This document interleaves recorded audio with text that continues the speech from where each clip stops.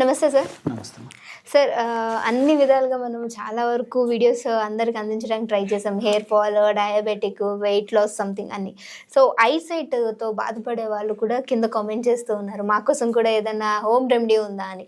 So వాళ్ళకి ఏదైనా home remedy ఉందా సార్? తప్పకుండా. ఈ మధ్య కాలంలో మరి చిన్న వయసు నుంచే ఐసైట్ ప్రాబ్లమ్స్ మొదలవుతున్నాయమ్మా. మీరు స్కూల్ గోయింగ్ చిల్డ్రన్ గమనించినట్లయితేమా,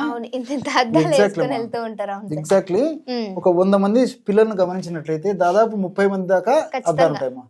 సో దేహ ధర్మాల్లో భాగంగా, శరీర ధర్మాల్లో భాగంగా ఒక వయసు వచ్చిన తర్వాత కంటికి సంబంధించినటువంటి ఇబ్బందులు వస్తాయి. అవసరాన్ని బట్టి స్పెట్స్ కూడా వాడవలసిన పరిస్థితి ఏర్పడుతుంటుంది. కానీ మరి అవగాహన లోపంతో, వాటి మీద అవగాహన లేకపోవడం చేత, మరి ఆరోగ్య స్పృహ లేకపోవడం చేత మరి చిన్న వయసు నుంచే ఈ యొక్క సమస్య మొదలు కావడం జరుగుతుంది.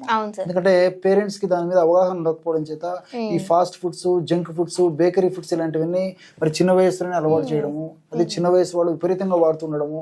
వీటితో పాటు పెద్ద వయసు వాళ్ళు కూడా వాడుతున్నారమ్మా. వీళ్ళకి కూడా మరి ఒక 30-40 ఏళ్ళు వచ్చేసరికి కూడా వీళ్ళకు ఈ యొక్క ఐ ప్రాబ్లమ్స్ వస్తున్నాయమ్మా.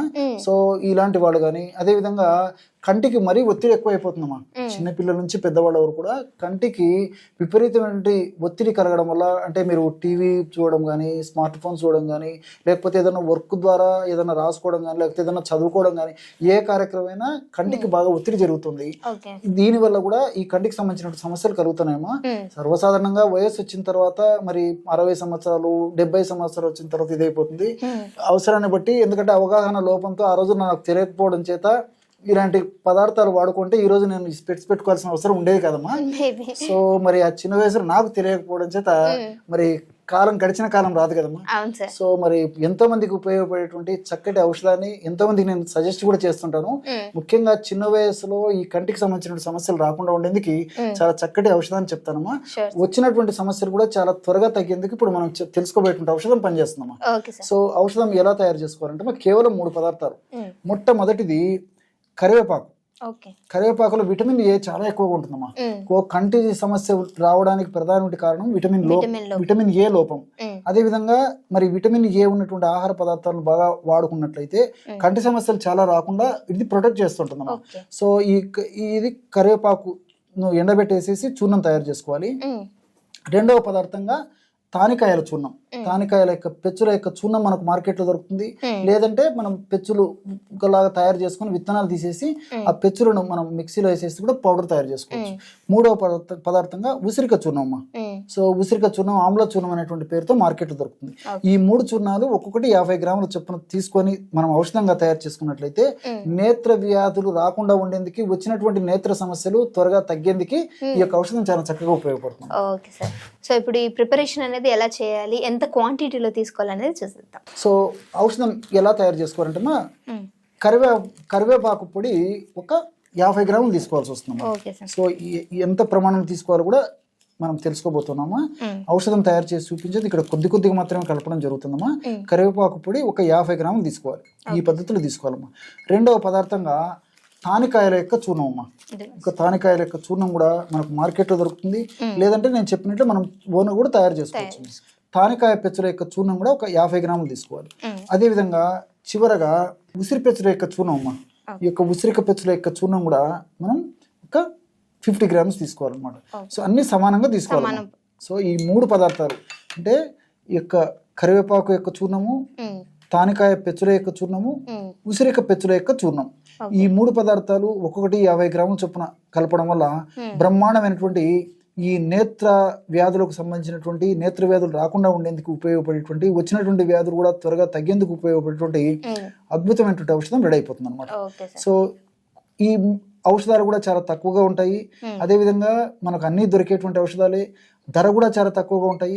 తయారు చేసుకోవడం సులువు, వాడుకోవడం సులువు, ఫలితాలు కూడా చాలా సులువుగా వచ్చేటువంటి అవకాశం ఉంటుంటుంది. కాబట్టి ముఖ్యంగా చిన్న వయస్సు నుంచి ఈ సమస్య వచ్చేటువంటి టెండెన్సీ ఉన్నటువంటి వాళ్ళు, చిన్న వయసులో ఈ సమస్యతో బాధపడేటువంటి వాళ్ళకు మరీ ముఖ్యంగా ఈ ఔషధం చాలా సమర్థవంతంగా పనిచేస్తున్నామా.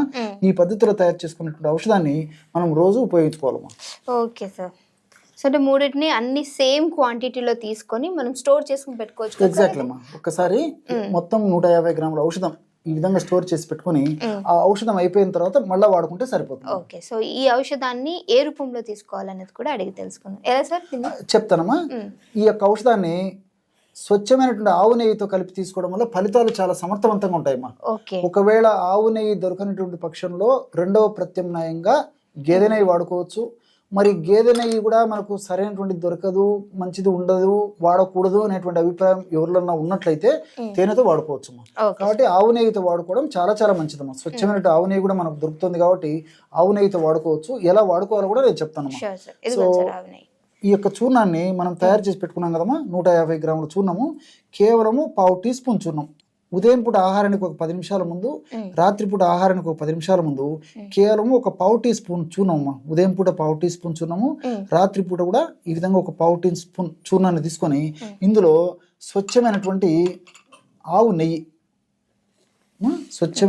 నెయ్యి మనకి ఎంత అవసరమైతే అంత కలుపుకోవచ్చు. అంటే మనం తీసుకోవడానికి అనుకూలంగా ఉండేటువంటి పరిస్థితుల్లో ఇంచుమించు 1/2 టీ స్పూన్ నుంచి 1 టీ స్పూన్ వరకు కూడా అవసరాన్ని బట్టి కలుపుకోవచ్చు అనమాట. ఈ విధంగా ఈ రెండు పదార్థాలు అంటే మనం తయారు చేసి పెట్టుకున్నటువంటి చూర్ణము, అదేవిధంగా ఆవు నెయ్యి కలపడం వల్ల బ్రహ్మాండమైనటువంటి నేత్రాలకు సంబంధించినటువంటి నేత్ర వ్యాధులకు ఉపయోగపడేటువంటి చక్కటి అద్భుతమైనటువంటి ఔషధం రెడీ అయిపోతుంది అనమాట. చూడండి అమ్మా, దీన్ని ఓన్లీ ఇలా తీసేసుకోవడం అంతేమ్మా. ఈ విధంగా తీసుకొని చప్పరించేసి కాస్త పాలు తీసుకోవచ్చు, పాలు తాగొచ్చు, లేకపోతే నీళ్లు తాగినా సరిపోతుందమ్మా. ఓకే, ఈ విధంగా. సో చూసారు కదా, ఐసైట్ అంటే ఎవరైతే బాగా ఐసైట్ ఎక్కువై ప్రాబ్లం ఫేస్ చేస్తున్న వాళ్ళు, చిన్నపిల్లలు కూడా తీసుకోవచ్చు కదా. ముఖ్యంగా అదేమా ఈ కాన్సెప్ట్ కూడా ఏంటంటే, ఒక వయసు వచ్చిన తర్వాత మరి ముందు జాగ్రత్తగా ఈ యొక్క ఔషధాలు వాడుకోవడం వల్ల కాస్త ప్రయోజనం ఉంటుంది. కానీ మరి 60 సంవత్సరాలు 70 సంవత్సరాలు ఉన్నటువంటి ఆ వయసు దాటినటువంటి వాళ్ళకు మరి అనుకున్నంత ప్రయోజనం ఉండదు. కాబట్టి చిన్న వయసు వాళ్ళు వాడుకోవడం వల్ల చాలా చాలా మంచిది.